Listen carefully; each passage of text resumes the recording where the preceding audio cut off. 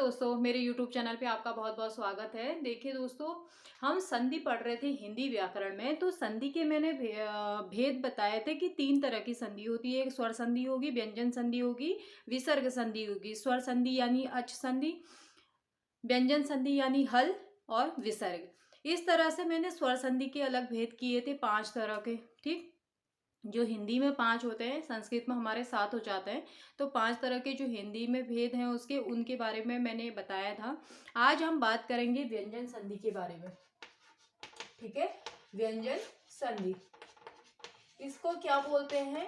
हल। इसका जो शुद्ध रूप होता है क्या होता है? हल। ठीक हो गया। हल यानी व्यंजन में हमेशा क्या होता है, नीचे से एक तिरछी रेखा खींची जाती है जिसे हलंत बोलते हैं। ठीक है, अब व्यंजन संधि क्या होती है? व्यंजन के बाद स्वर या व्यंजन आने से उत्पन्न विकार। ठीक है, जो उत्पन्न विकार होता है व्यंजन के बाद अगर स्वर या व्यंजन आने से उनमें जो उत्पन्न विकार होता है उसी को क्या कहते हैं? व्यंजन संधि कहते हैं। ठीक है, अब इसमें हम एक उदाहरण देखते हैं। वागीश। वागीश क्या है? ये एक संधि है। ठीक हो गया। अब हमें इसका विच्छेद करना है, तो कैसे करेंगे? वाक धन ईस। इसमें क्या था हमारा नियम? क्या कह रहा है? नियम कह रहा है कि व्यंजन के बाद, ये हमारा कौ क्या था? व्यंजन था। व्यंजन के बाद स्वर या व्यंजन, ये क्या है? स्वर। ठीक है, स्वर आने से उत्पन्न विकार। स्वर आने से क और यहाँ व्यंजन और स्वर मिले तो विकार उत्पन्न हुआ। यहाँ क्या बन गया? गी बन गया। क्या हुआ? क किसमें हो गया? गौ में परिवर्तित हो गया। ठीक है, ई की मात्रा लग गई इधर, तो ये क्या हो गया? विकार उत्पन्न हुआ, इसमें व्यंजन संधि। ठीक है, एक है उच्चारण, उत धन चारण। ठीक हो गया। ये क्या हो गया? व्यंजन हो गया। व्यंजन, व्यंजन और व्यंजन क्या होते हैं? व्यंजन प्लस व्यंजन मिलकर विकार उत्पन्न करते हैं। ठीक हो गया। इसमें व्यंजन प्लस स्वर, व्यंजन और स्वर मिले तो विकार उत्पन्न हुआ। क क्या था? व्यंजन था। ई हमारा क्या था? स्वर था। तो दोनों के मिलने से विकार उत्पन्न हुआ। ठीक, बाकी बना। फिर उच्चारण में क्या हुआ? उत धन चारण। तो क्या था? व्यंजन है, और चौ क्या है? चौ भी व्यंजन है हमारा। ठीक है, आ की मात्रा तो बाद में, लेकिन चौ क्या है? हमारा व्यंजन है। तो दोनों व्यंजन मिले तो विकार उत्पन्न हुआ। यहाँ क्या बन गया? उच्चारण बन गया। ठीक हो गया। इस तरह से व्यंजन संधि हमारी हुई। अब व्यंजन संधि में क्या होता है दोस्तों? व्यंजन संधि में इसके भेद नहीं होते हैं। ठीक है, व्यंजन संधि के हम भेद नहीं देखते हैं, लेकिन व्यंजन, देखिए इसका पहला नियम क्या कहता है? किसी वर्ग के पहले वर्ण का मेल स्वर या व्यंजन से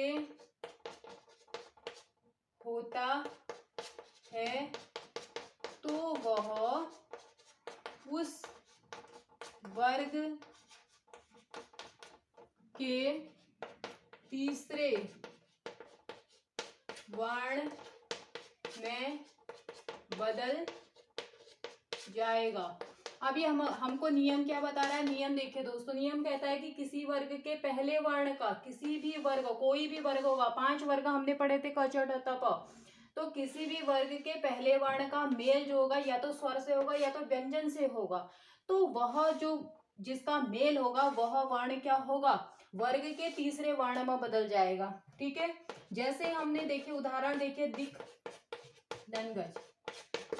अब ये क क्या है? हमारा वर्ग का पहला वर्ण है, तो ये क किस में परिवर्तित हो जाएगा? हमारा पहला वर्ग का पहला वर्ण है, तो इसी को क्या होना है? वर्ग के तीसरे वर्ण में क्या हो जाना? परिवर्तित हो जाना। क की जगह में क्या आ जाएगा? यहाँ पे गौ आ जाएगा, क्योंकि तीसरा वर्ण हमारा गौ है। ठीक है, फिर ये पीछे का ऐसे ही आ जाएगा। ठीक हो गया। एक और है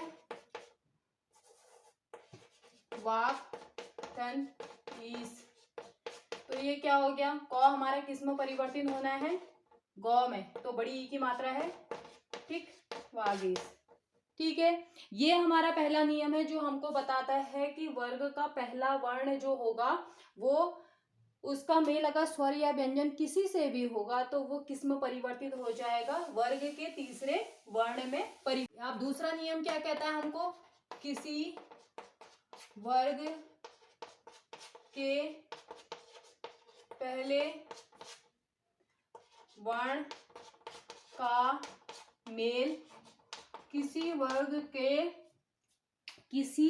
के पहले वर्ण का मेल किसी अनुनासिक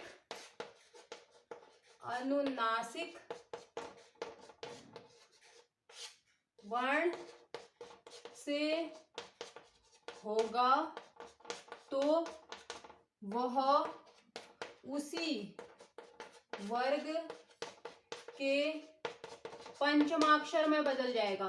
ठीक है, पंचमाक्षर में बदल जाएगा। अब ये क्या कहता है, इसको सुनिए पहले, देखिए ध्यान से। किसी वर्ग के पहले वर्ण का मेल कह रहा है किसी अनुनासिक वर्ण से होगा तो उसी वर्ग का जो पंचमाक्षर है उसी में वो क्या हो जाएगा, बदल जाएगा। इसमें देखिए क्या कहता है, उत धन मय। ठीक, अब हमारा तो क्या है, तो वर्ग का पहला वर्ण है ये मो। ये क्या है हमारा, क्या है, अनुनासिक है ना, अनुनासिक है, पंचमाक्षरों को ही अनुनासिक बोला जाता है। अनुनासिक के स्थान पर भी प्रयोग में लाए जाते हैं। ठीक हो गया, उत धन मय। तो उ तो किस में परिवर्तित हो जाएगा, पंचमाक्षर में परिवर्तित हो जाएगा। जो हमारा पंचमाक्षर है तो वर्ग में कौन सा है, त थ द ध न, इसका पंचमाक्षर क्या है, न। तो ये क्या हो जाएगा, उनमें हो जाएगा। कैसे हो जाएगा ये मैंने बताया आपको। ये सबसे पहले नियम क्या कहता है हमको, किसी वर्ग के पहले वर्ण का मेल किसी अनुनासिक वर्ण से होगा तो वह उसी वर्ग के पंचमाक्षर में बदल जाएगा। अब यहाँ पे हमको अनुनासिक भी दिखा क्योंकि पंचमाक्षरों को हम अनुनासिक में भी प्रयोग में लाते हैं, अनुनासिक के रूप में। ठीक हो गया, तो क्या हुआ हमारा, तो व्यंजन है, तो हमारा क्या है, व्यंजन प्लस अनुनासिक। जब इन दोनों का मेल हुआ तो यहाँ पर किस में बदल गया है, पंचमाक्षर में बदल गया। किस में बदला, पंचमाक्षर में, क्योंकि नौ क्या है हमारा, पंचमाक्षर है ना, तो थ द ध नौ। ठीक है, ये इसका उदाहरण है। एक एक उदाहरण करते हुए चलूंगी मैं, सारे जितने भी नियम बताऊंगी। एक और कर देती हूँ इसमें, उत प्लस मत। ठीक हो गया, तो इसी तरह से है ये भी, उन मत। ठीक हो गया, ये क्या हो गया, तो किस में परिवर्तित हो गया, पंचमाक्षर में परिवर्तित हो गया। ये हमारा है दूसरा नियम जो हमको बताता है कि अनुनासिक से मेल होने पर वो किस में बदल जा रहा है, पंचमाक्षर में बदल जा रहा है। अब तीसरा नियम क्या कहता है हमको, तीसरा नियम देखिए, तीसरा नियम क्या कहता है, किसी ह्रस्व स्वर या अ आ का, ठीक, क्या कह रहा है, किसी ह्रस्व स्वर, किसी भी ह्रस्व स्वर अ या आ का मेल छ से होने पर, अ या आ का मेल छ से होने पर छ से पहले च जुड़ जाता है। आप देखिए ये अलग चीज लेके आए। ये क्या कहता है, किसी भी ह्रस्व स्वर, ह्रस्व लघु पर रखा हमने, और छोटी ई छोटा ऊ, ये क्या होते हैं, ह्रस्व स्वर होते हैं। साथ में आ भी इन्होंने ह्रस्व स्वर कह रहा है। किसी ह्रस्व स्वर या अ आ का मेल, अ आ का मेल छ से, छ वर्ण से होने पर, छ वर्ण से पहले, छ वर्ण से ठीक पहले जो है च जुड़ जाएगा। क्या जुड़ जाएगा, च वर्ण क्या हो जाएगा, जुड़ जाएगा। जैसे उदाहरण में हम आप देखेंगे, ये है स्व धन छंद। ठीक हो गया, ये क्या है, स्व धन छंद। व में क्या है, व में क्या है, व धन अ है ना, व धन अ से क्या बना, वो बना। तो इसका मेल किससे हो रहा है, छ से हो रहा है। तो यहाँ पर क्या हो जाएगा हमारा स्व। अब ये क्या कहता है हमारा, उससे छ से पहले ठीक क्या आ जाएगा, चौ जुड़ जाता है। तो क्या हो जाएगा स्वच्छंद या स्व छंद। इस तरह से हमारा ये तीसरा नियम बना। वो क्या कहता है हमको, किसी ह्रस्व स्वर यानी अ आ का मेल छ से होने पर छ से ठीक पहले जो है चौ वर्ण क्या हो जाता है, जुड़ जाता है। जैसे हमने स्वच्छंद किया, स्वच्छंद स्व प्लस छंद था, स्व का योग छंद से, तो यहाँ पे क्या बन रहा है, स्वच्छंद बन रहा है, स्वच्छंद बन रहा है। ठीक हो गया, स्वच्छंद बन रहा है, ठीक हो गया। इस तरह से ये हमारा तीसरा क्या था, भेद था इसका। अब इसमें चौथा आ जाता है हमारा, इसमें बहुत सारे नियम है, कुछ कुछ नियम मैं कराऊंगी इसमें से जो मुख्य मुख्य हैं, जो हमको पता होने चाहिए। ठीक है। तो के बाद यदि चौथा नियम कहता है, तो के बाद यदि, ये है हमारा चौथा नियम। तीन नियम हम कर चुके हैं, ये हमारा क्या है, चौथा नियम। क्या कह रहा है, तो के बाद यदि चौ छ हो तो, चौ छ हो तो के बाद यदि चौ छ हो तो का, इस तो का चौ हो जाता है।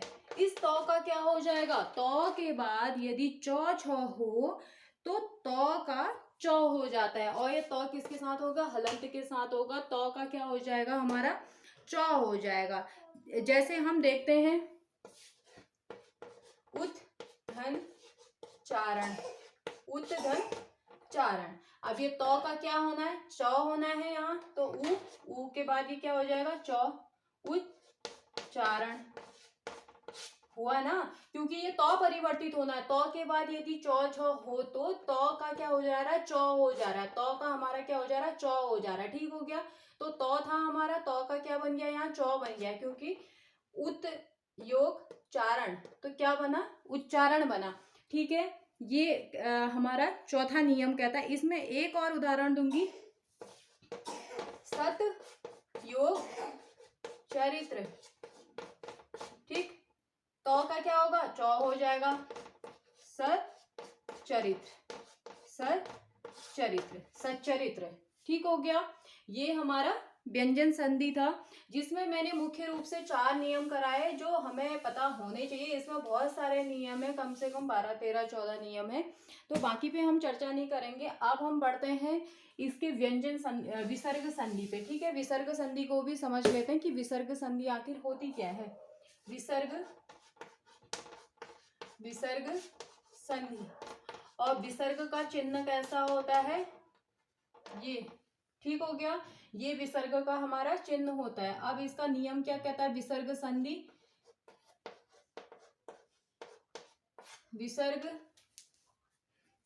विसर्ग संधि क्या कहती है हमारी, विसर्ग के बाद स्वर या व्यंजन आने से उत्पन्न विकार। ठीक, क्या कह रहा है, विसर्ग के बाद, कोई भी विसर्ग के बाद स्वर या व्यंजन आने से उत्पन्न जो विकार होता है, वही क्या होती है हमारी विसर्ग संधि होती है। जैसे निह धन योग, इसको योग का चिन्ह होता है आहार। ठीक, अब ये क्या था हमारा विसर्ग। ठीक, आ क्या है हमारा स्वर। तो ये नियम क्या कहता है हमको, विसर्ग के बाद स्वर या व्यंजन कोई भी आए, तो विसर्ग के बाद क्या आ रहा, स्वर आ रहा है, तो क्या हो जाएगा हमारा निराहार। ठीक हुआ, क्या हो गया, निराहार हो गया। कैसे हो गया, निह, ये विसर्ग का क्या हो गया, विसर्ग यहाँ किस में परिवर्तित हो गया, र में परिवर्तित हो गया है। ठीक है, निह, तो निराहार, नी विसर्ग का मेल किससे हो रहा है, स्वर के साथ हो रहा है और विकार उत्पन्न हो रहा है, तो इस तरह से ये क्या बना, निराहार बना। एक और करेंगे, दु धन आसा। ठीक, दु धन आसा। दु क्या है हमारा, विसर्ग। ठीक, दिख रहा है, विसर्ग है प्लस स्वर, दुरासा। क्या बना, दुरासा बना। कैसे बना, व्यंजन न सॉरी विसर्ग का मेल किसके साथ हुआ, स्वर के साथ हुआ। ठीक है, व्यंजन का मेल जो है, विसर्ग का मेल स्वर के साथ होने पर विकार उत्पन्न हुआ। तो इस तरह से हमारा ये क्या बना, दुरासा बना। तो ये हमारी विसर्ग संधि है। इसमें एक नियम पढ़ेंगे हम, एक दो नियम। ठीक, ये विसर्ग का हमारा नियम क्या कहता है। ठीक है, विसर्ग का नियम क्या कहता है। विसर्ग का नियम पहला वाला कहता है, विसर्ग के पहले, विसर्ग के पहले अ और बाद में अ या प्रत्येक वर्ग का तीसरा चौथा पांचवा, प्रत्येक वर्ग यानी पांच पांच वर्ग होते हैं, पांचों वर्गों के तीसरा चौथा और पांचवा यानी ग घ ङ या य र अंतस्थ व्यंजनों के साथ क्या आ जाएगा, ह हो तो विसर्ग का क्या हो जाता है, ओ हो जाता है। जैसे मनः धन अनुकूल, क्या बनाए, मनो,